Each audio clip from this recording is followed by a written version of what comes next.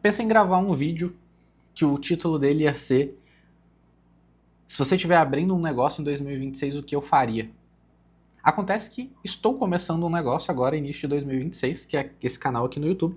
Então, na verdade, eu vou contar o que eu estou fazendo, quais são as minhas teses e por que eu resolvi apostar isso, já tendo outros negócios, já tendo outras empresas, por que eu acredito que esse canal aqui vai se tornar o meu maior negócio em alguns anos. Vou explicar aqui alguns conceitos que eu aprendi sobre negócios, algumas coisas que eu aprendi com bilionários, com alguns dos maiores empreendedores do país. E espero que isso possa te ajudar também se você quiser abrir o seu próprio negócio. Já adianto que não necessariamente você vai precisar abrir um canal no YouTube, mas vou te passar alguns princípios que você pode aplicar independente do formato, independente do canal. E vamos falar um pouco sobre inteligência artificial também, né? Tem muita gente que está com medo da inteligência artificial, falando sobre fim de empregos, etc. Eu vou dar um pouco da minha visão a respeito disso e como é que isso se relaciona com o que a gente está fazendo. Primeira coisa, tem um artigo da Y Combinator. Se você não conhece a Y Combinator, ela é um dos maiores centros de divulgação de conhecimento de empreendedorismo do mundo. Eles são um fundo de investimento, eles investiram em praticamente todas as grandes empresas que a gente conhece, tipo Uber, Netflix, essas empresas startups mais recentes. E eles produzem muito conhecimento para ajudar empreendedores a chegarem até o nível onde eles vão poder ser investidos. E eles têm uma base de dados muito grande, então muitas grandes pesquisas acabam surgindo de lá. E eles têm 2 artigos que dizem sobre qual é o principal erro de empreendedores de primeira viagem e como é que empreendedores de segunda viagem, ou seja, aqueles que ou já quebraram ou já construíram uma empresa de sucesso, como é que eles abordam isso quando eles vão abrir o seu segundo negócio. E o primeiro erro, que é o erro mais comum do empreendedor de primeira viagem, é valorizar demais o produto e a ideia. O empreendedor de primeira viagem que valoriza demais a ideia é aquele cara que ele passa muito tempo pensando a respeito de algo que ele quer que seja único. É muito comum, você provavelmente já deve ter ouvido num almoço de família, aquele cara que fala: não, mas é porque eu tive a ideia do Uber antes da Uber. E aí o ponto é, muita gente teve a ideia da Uber antes da Uber. Por que essas pessoas não foram as criadoras da Uber? Porque uma ideia não vale nada. Porque a ideia de que você precisa pensar num negócio que ele é único não tem valor nenhum. Porque vamos supor que o seu tio ele consiga ter uma ideia única. A gente está falando aqui de, 1990, início dos anos 2000, o cara teve a ideia da Uber, ele começou a Uber. Aqui no Brasil, como um emprego que ele, um side job, um projeto que ele fazia depois do horário de trabalho dele. Você acha que esse cara vai competir com a Uber? Mesmo que ele tivesse começado a executar antes da Uber? Não teria, ele teria sido engolido por diversos outros fatores. Então, mesmo se você conseguir ter a fantástica proeza de pensar num negócio que ninguém nunca pensou, que esse negócio vai mudar o mundo e começar a executar esse negócio, cara, você provavelmente vai ser engolido. Existem uma quantidade infinita de fatores que transformaram a Uber na Uber, que vão muito além da simples ideia da Uber. Então, é muito comum, tenho familiares próximos que estão nessa jornada de passar 3 anos, 5 anos tentando ter uma ideia de negócio única, sendo que você tem 300 escolas numa cidade, você tem 300 dentistas, você tem 300 escritórios de advocacia e todo mundo ganhando dinheiro, porque você não precisa que a sua ideia seja fantástica para ganhar dinheiro. O segundo caso são de empreendedores um pouco mais experientes ou até um pouco mais voltados ao empreendedorismo, às vezes não tem essa bagagem de CLT que prende ali, e aí o cara começa uma empresa. Ele não fica preso na ideia, ele vai para o campo de batalha, mas ele quer que o produto seja muito bom. Quais são os erros aqui? O mesmo erro que eu acabei de falar.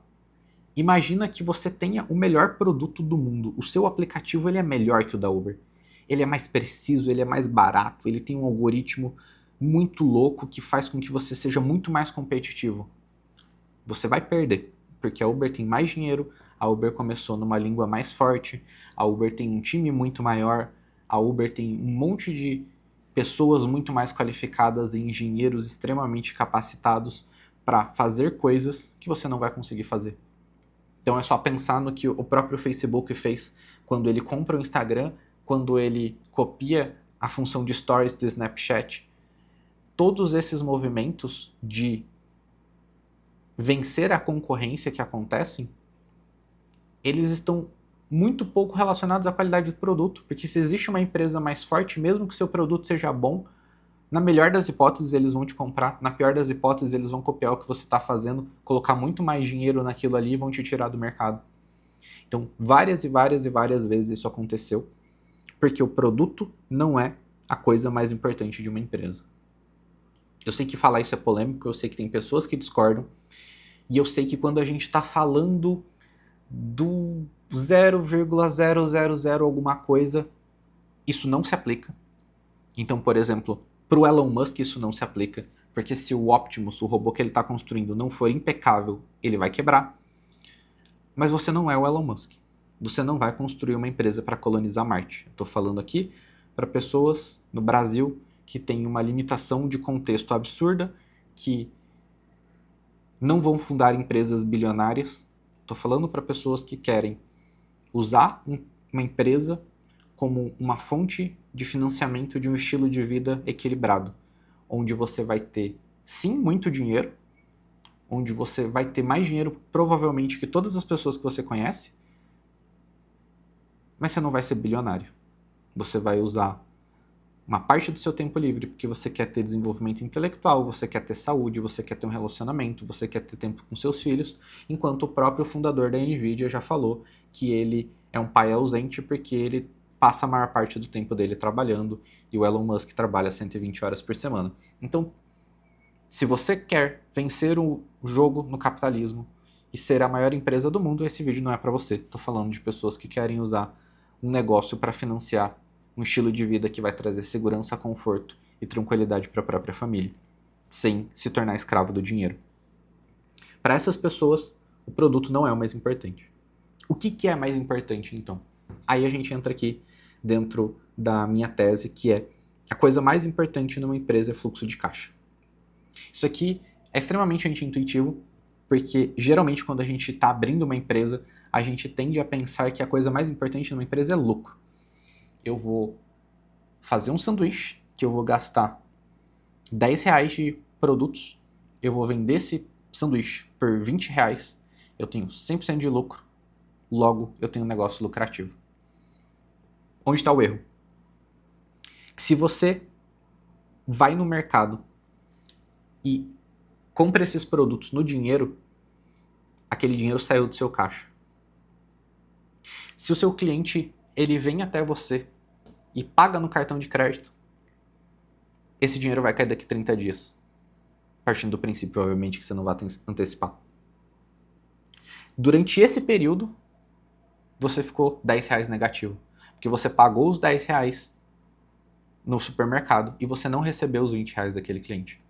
Se você coloca isso dentro de uma escala maior, você pode ficar sem dinheiro. E aí você quebra numa operação lucrativa. Por outro lado, imagina que você tem o efeito contrário. Você tem um produto que ele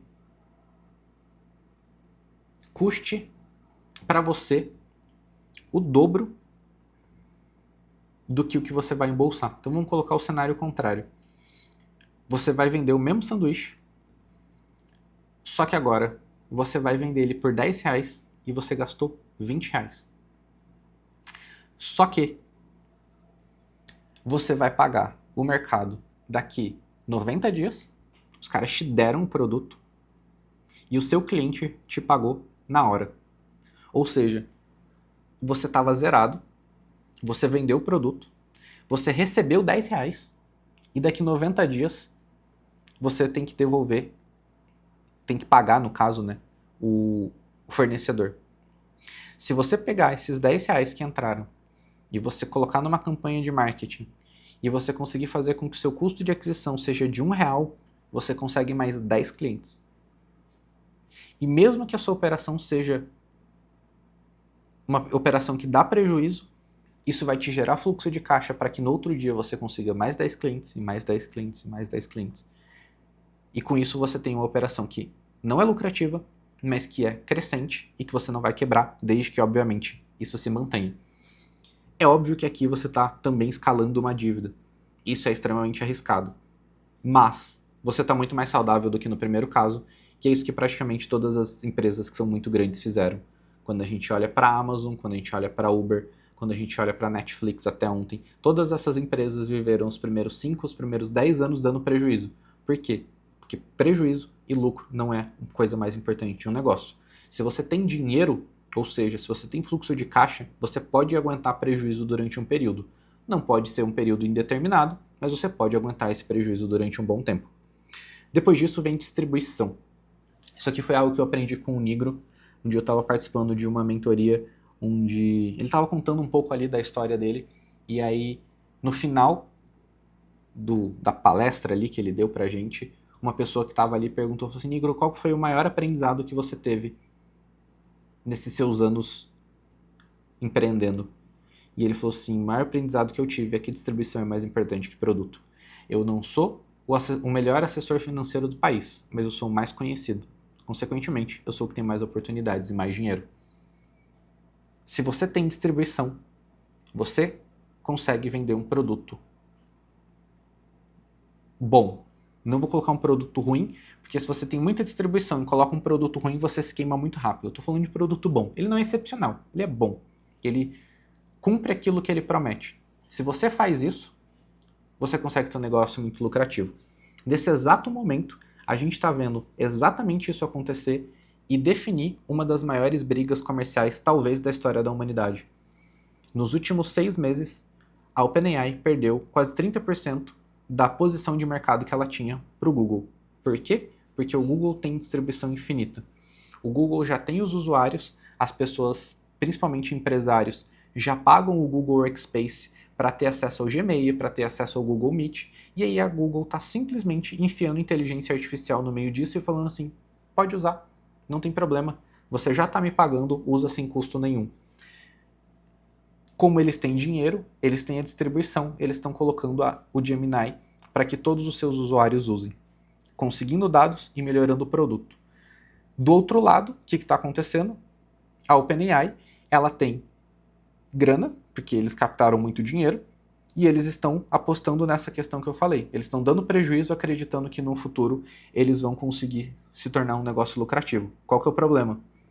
A conta não está fechando. E aí agora o que vai acontecer? A OpenAI está testando colocar anúncios dentro do ChatGPT para que eles consigam monetizar, para que eles comecem a ganhar dinheiro, porque eles sabem que eles não podem ter prejuízo infinitamente. O que isso provavelmente vai fazer? Com que a experiência do usuário no Google seja melhor e a gente tenha essa migração ainda mais acentuada de usuários da OpenAI para usuários de Gemini. O Google provavelmente vai ganhar a corrida da inteligência artificial, porque ele é a empresa que tem a maior distribuição. Mesmo que a OpenAI tenha sido a primeira, e mesmo que a OpenAI tenha um produto fantástico, isso é uma prova, numa escala gigantesca, de que distribuição é mais importante que produto. Aí a gente entra na questão. Além disso, você tem um aspecto da realidade aqui. Todos nós temos uma quantidade finita de tempo, de energia, de recursos. Portanto, é muito interessante que você construa um negócio onde a maior parte da sua atividade gere efeito composto. Eu vi várias pessoas que vieram para o digital, começaram a prestar serviço, conseguiram uma renda até razoávelzinha, ganhando ali 10, 20 mil reais por mês, só que fizeram isso à custa de lotar toda a agenda com prestação de serviço. E aí a pessoa fica ali naquilo que eu estava até brincando com um amigo meu, que é a corrida dos ratos do empreendedor moderno, do empreendedor médio, perdão, que é, você não é pobre, você vive bem. Hoje com 20 mil reais no Brasil você consegue, se você não tiver filhos, ter uma vida razoável. Só que você não consegue escalar, porque todo o seu tempo é gasto atendendo os clientes que você já tem. Porque atender os clientes que você tem não é uma atividade de efeito composto. Então, construir um negócio onde isso vá se tornando crescente é algo que, para mim, é importante. Segunda coisa, se esse efeito composto for associado à flexibilidade, é melhor ainda. Então, você cria uma máquina de aquisição, uma máquina de distribuição, uma máquina de geração de demanda que vai fazer com que você possa ter flexibilidade para trabalhar nos horários que você quiser. Então, eu não acredito na ideia de que você vai trabalhar 4 horas por semana, mas eu acredito sim que você pode ter flexibilidade para numa quarta-feira você falar assim, cara, hoje eu não tô afim de trabalhar e eu vou tirar o dia para ficar com a minha esposa. Porque você tem uma operação que está rodando. Um dia eu estava inclusive conversando com a minha médica endócrino que faz o meu acompanhamento e ela falou assim, Rodrigo, a tua rotina não te estressa? Eu vejo que você trabalha tanto. E aí eu falei assim, olha, eu tenho zero problema com a minha rotina. Eu gosto da minha rotina. Mas eu acho que a diferença entre eu e você é que eu posso trabalhar a hora que eu quiser. Ela tem o seu cronograma de atendimento. Ela tem que atender um cliente às 4, um cliente às 5, um cliente às 6, um cliente às 7. E ela tem que estar ali para aquele cliente. A forma como eu construí as minhas empresas me permitem que, se eu quiser não trabalhar amanhã, eu não preciso trabalhar amanhã. Obviamente, em algum momento eu vou ter que cumprir com as demandas que eu tinha me planejado. Mas isso faz com que eu possa trabalhar no domingo, eu possa trabalhar no feriado, eu possa trabalhar até 10 horas da noite, sem que isso me gere um tipo de cansaço que eu imagino que seja o que leva as pessoas ao burnout. Porque eu sei que no momento em que a coisa apertar, eu posso falar assim, cara, não, hoje eu não vou ficar na empresa, hoje eu não vou trabalhar, hoje eu vou ficar tranquilo. Então ter essa flexibilidade para mim é muito importante, principalmente agora que meu filho vai nascer e eu não tenho ideia de como é que vai ser isso, mas eu quero ter essa flexibilidade na rotina para que, se a minha esposa falar assim, meu bem, pode ficar com o bebê, eu possa simplesmente parar e ficar com ele. E no final das contas, o último ponto que eu anotei aqui é inteligência artificial. Numa era de inteligência artificial, onde o conhecimento vai se tornar ainda mais commodity, eu acredito que a hiperpersonalização é uma coisa que vai se manter viva. Hoje, o poder está nas pessoas que possuem credibilidade e autoridade para fazer curadoria de informação. Você poderia estar no ChatGPT perguntando como abrir um negócio em 2026, mas por algum motivo você está aqui vendo esse vídeo. Provavelmente, por um aspecto cultural, a gente ainda vai levar algum tempo para acreditar mais na máquina do que no ser humano. A gente já tem uma pesquisa que mostra isso, que quando você faz teste cego e mostra 2 conteúdos, esse aqui foi feito por AI, esse aqui foi feito por ser humano, você pergunta qual você prefere, as pessoas, em média, preferem conteúdo feito por inteligência artificial. Mas a partir do momento que você diz para as pessoas, olha, esse aqui foi um texto de uma pessoa e esse aqui foi um texto gerado por inteligência artificial, as coisas se invertem e as pessoas preferem o gerado por humano. A gente acha que o humano é melhor. A gente quer essa conexão. A gente quer uma outra pessoa do outro lado que meio que assuma a responsabilidade para falar assim, não, cara, eu concordo com a cosmovisão do Rodrigo, eu acho interessante as coisas que ele fala, eu gosto do estilo de vida que ele tem. Então, eu não quero uma solução para o problema.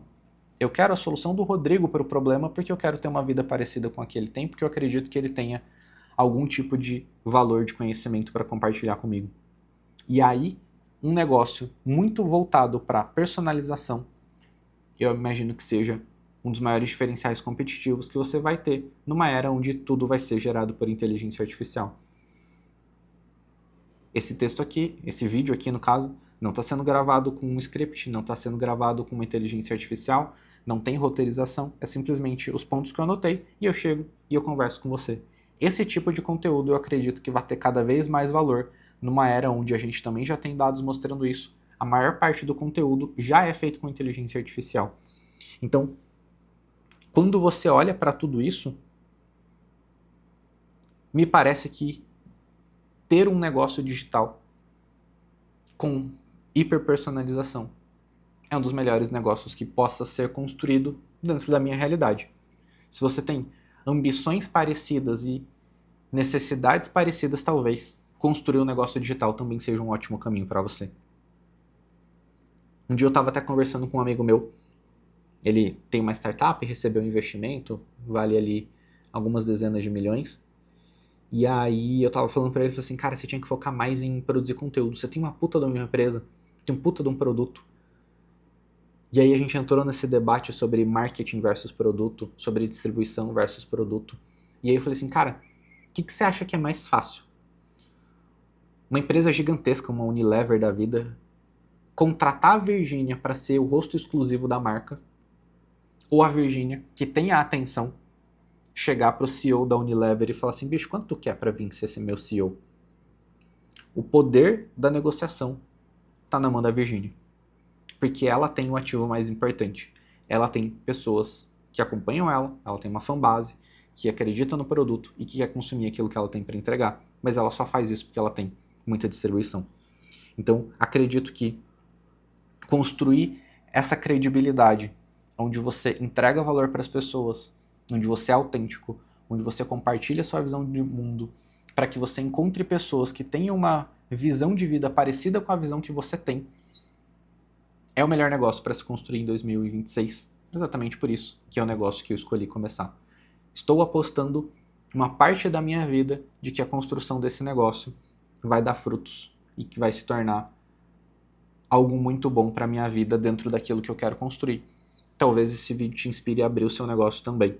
Se você quiser trocar uma ideia, pode me mandar mensagem no Instagram, posso te dar algum tipo de conselho mais personalizado, a gente pode debater ali sobre outras formas de negócio, mas hoje, dentro de tudo que eu estudei, tudo aquilo que eu sei, eu imagino que não tenha, de novo, dentro dessa minha realidade específica, uma alternativa melhor do que um canal no YouTube.